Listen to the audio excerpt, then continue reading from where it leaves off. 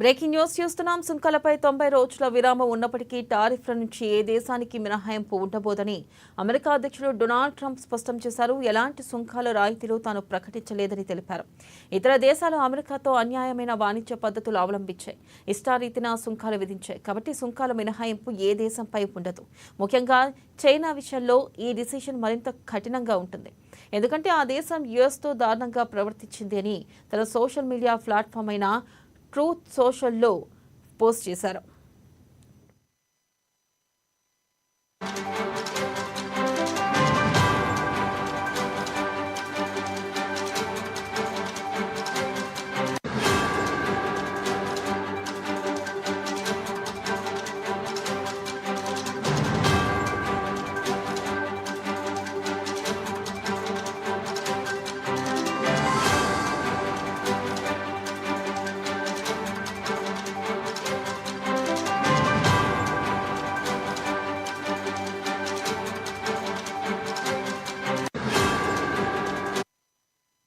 రాబోయే జాతీయ భద్రతా సుంకాల దర్యాప్తులో సెమీ కండక్టర్లు, మొత్తం ఎలక్ట్రానిక్ సరఫరాలపై దృష్టి సారించామని తెలిపారు.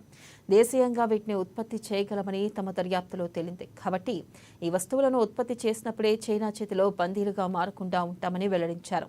అమెరికా కొత్త స్వర్ణయుగాన్ని ప్రారంభించబోతుందని, ఇందులో పన్ను తగ్గింపులు, నిబంధనల సడలింపులు ఉన్నాయన్నారు.